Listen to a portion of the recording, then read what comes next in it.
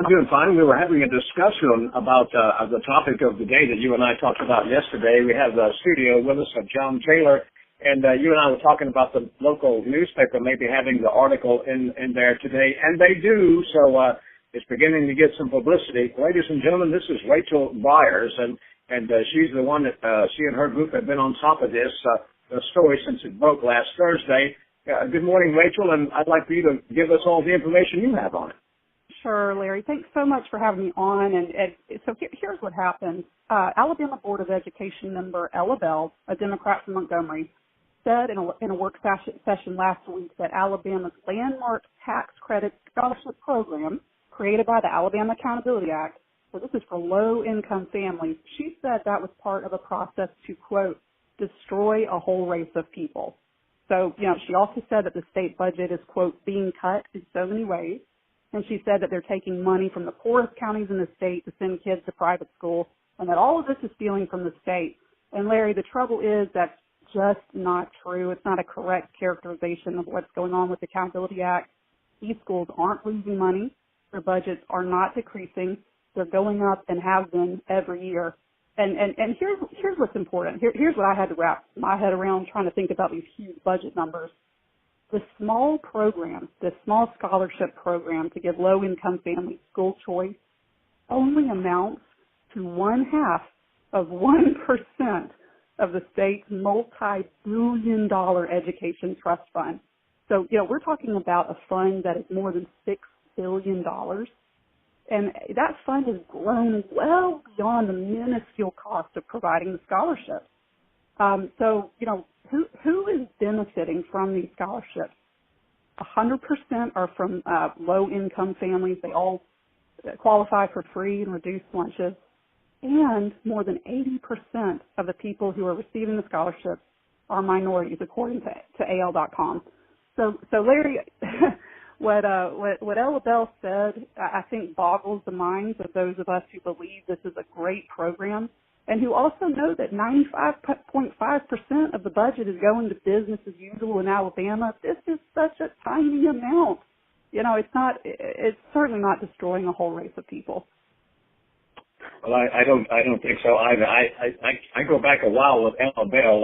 She's been on this radio station before because she got involved in a little thing with a talk show host. I don't know, about 2 or 3 or 4 years ago. I can't remember how long, but we're getting some conversation here. We've been talking about this since 8 o'clock this morning. We started it yesterday, and we're getting something about people don't really understand the Alabama Accountability Act.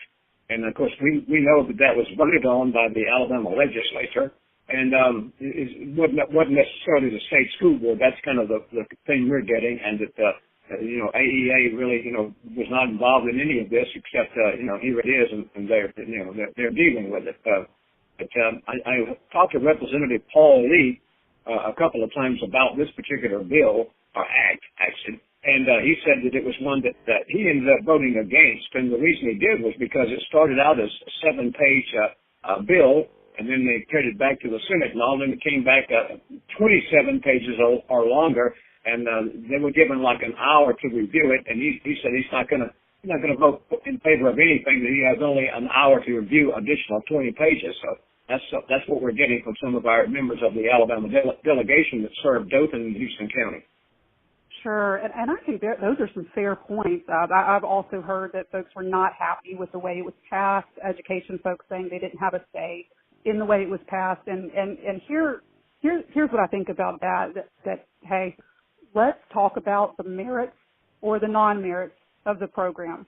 But what happened at the school board meeting, to me, is such an unfortunate distraction to, impugn the motives of people who think this is a good thing. And, I think that Ryan Cantrell, who was an aide in the Senate when this legislation was created, he kind of helped with that. He said some things that I thought were fantastic. He said the heart of the problem is that opponents of the scholarship program are primarily concerned with the public education system itself, not the students it was established to serve. He said, quote, "We are so focused on the adults in the room, and our education system is not built to serve adults." Our education system is built to serve students, and whatever it is that works for kids ought to be what we're doing. So I would just challenge, folks who didn't like the way it was passed to pull back the focus and say, are there families who are in a hard situation, be that a failing school, be that a D school, maybe their kid was in a school where they were being bullied, and they have an option now. They're in a school where their kid is thriving, and they would have had no other way to get there except for a scholarship. What are those folks talking to parents? Are they talking to the kids who are receiving these scholarships? Let's put all the adults in the room on one side for a second, and let's focus on the family and say, help us understand, is this a good thing for you? And I got to tell you, Larry, the families that I speak with, they are so afraid they're going to lose their scholarship, which they feel like is a lifeline, is going to affect their future. So while all of us adults are arguing, those kids are in schools and they're growing up. Who are we thinking about in this equation? Well, we have, as I mentioned earlier, John Taylor is in the studio with me this morning. John ran for the State Board of Education. He and Melanie Hill from our particular area, they ran for Betty Peters. That was her position. She chose not to seek re-election, and I asked him to come out because he's been involved in this and looking into it too. And do you have anything particular that you want to ask him? Well, I just think that Ms. Bryars can shed some light on the deeper problem that exists. It's not just Ella Bell and her outrageous comments, but it shows the division and the complete and utter failure of our state school board to work as a unit. In September, I went to the school board meeting in September where Governor Ivey came and accepted Mr. Sentence's resignation and all that. And she took time to admonish every one of those school board members and told them that she expected them to forget their agendas and their personal things and let's work together to make Alabama schools better for the children. And I don't see anybody trying to do that still. Rachel, were you able to hear him? I know we've got a weird setup here, but he was asking about getting the school board to get together and try to do the correct things for the children. Do you have any comments about that? Sure, thank you. I appreciate that perspective, and I think that we would all hope for that. I think the trouble is, and I think seeing these local school boards passing resolutions to end their support of the AAA, to me, it says that there is a united push from the AEA to get out talking points that, schools are losing money, that, local schools all over the state are hurting from this legislation, and they're strongly pushing back. And you're right. We would hope that there could be a united scope of vision here to say, okay, let's just hold on. Is this something that's worth exploring? Has it worked in other states? And we would look at Florida and we would say, yes, it has. We would look at Washington, D.C., and we would say, yes, it has. Montgomery County is under state intervention. How many years has the AEA and business as usual had to go forth and do great things for our kids with, again, the grand majority of the budget? Let's just think of this 0.5% as R&D, research and development, that so far families are saying on a quantitative level, this is making a big difference in our life. Now, a fair point is that the University of Alabama did a research study, and they have found that with incomplete data, the authors will freely admit it's incomplete data, and the test scores that they're measuring are not always the same test scores. But they come back and they say, so far, these kids are not outperforming public school students. They're pretty much on par. They haven't necessarily had this explosion of academic achievement on test scores.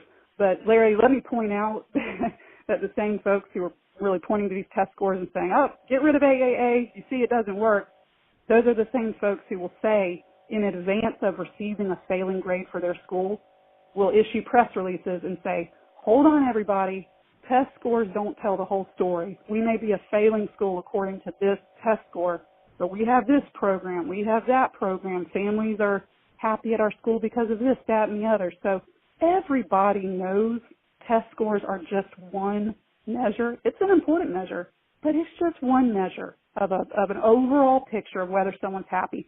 And let's just say parents know best, don't they? I mean, who knows best? A bureaucrat, who's many miles away, or the parent of a child who has to watch their kid get on a school bus and go to school every day, and that might not be the right school for their child for a number of reasons.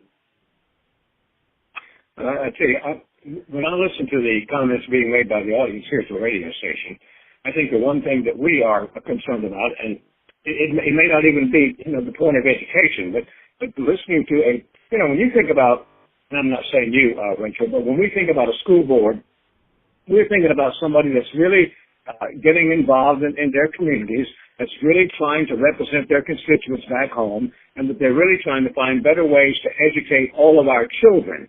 But then when you listen to someone like Ella Bell make comments that, like she made on this tape and in this meeting, my folks that are listening to me are calling me and say, where was the person in charge of that meeting? Who was the board chairman in charge of that meeting? Why would she be allowed to sit there and make those kinds of comments in a school board meeting? That's what we don't seem to understand.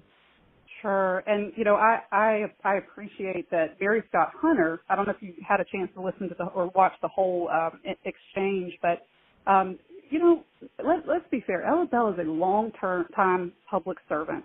She has served and, she grew up in Montgomery County, she said, more than, something like 70 years ago.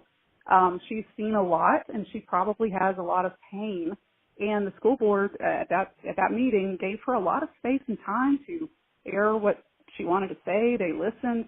But at the point when she started to say that it was destroying a whole race of people, and then she started to say that, scholarships were coming from white people to minorities, and that it was somehow, she didn't say it was racist, but it was very much couched in terms that anybody sitting there would have thought that's what she was saying.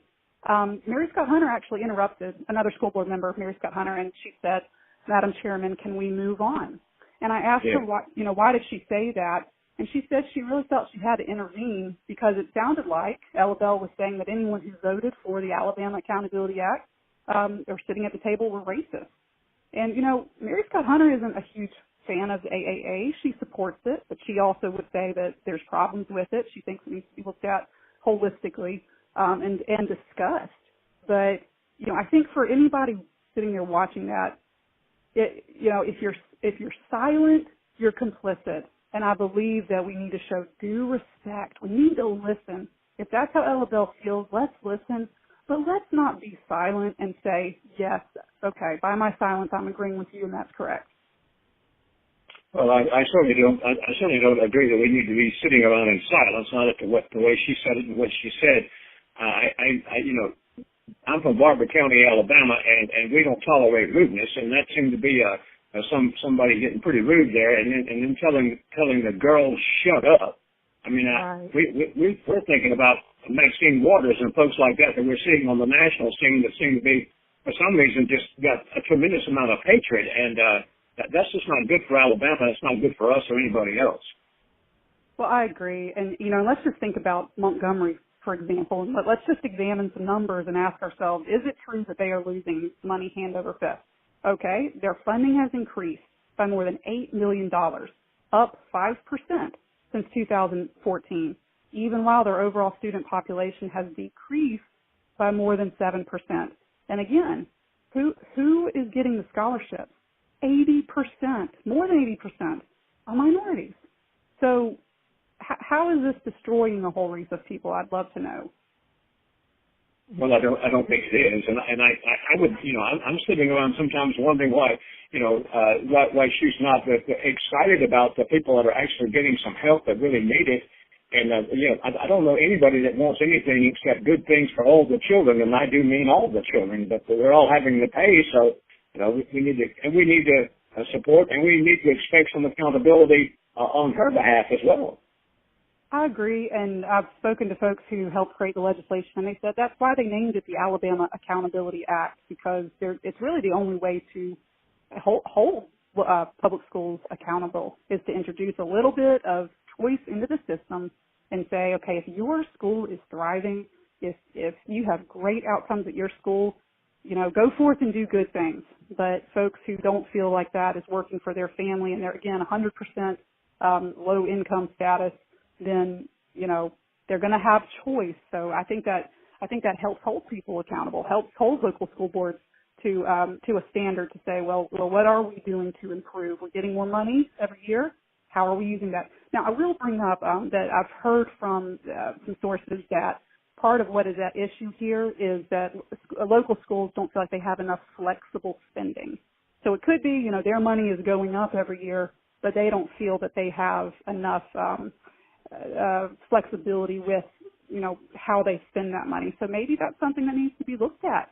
Again, let's be fair. What can we discuss here that needs change that can help out local school boards at the same time as creating this path forward for low-income families? Oh, I totally agree. Rachel, I appreciate you giving us the information that you have on this particular incident. Are you with the Alabama Policy Institute, is that right? That's right, sir. Alabama Policy Institute. You can check us out at alabamapolicy.org, and that article is in the Dothan Eagle this morning. Yeah, it sure is. Well, I appreciate you spending some time with us. I appreciate you calling. I know we're a small market radio station, but I appreciate you making sure we get the information because we really need to get it out in our own area. And thank you so much. Oh, it's such a pleasure. Thank you for having me, Larry. All right. We'll talk to you later. Thank you very much, Rachel. Bye-bye. Okay. Bye-bye.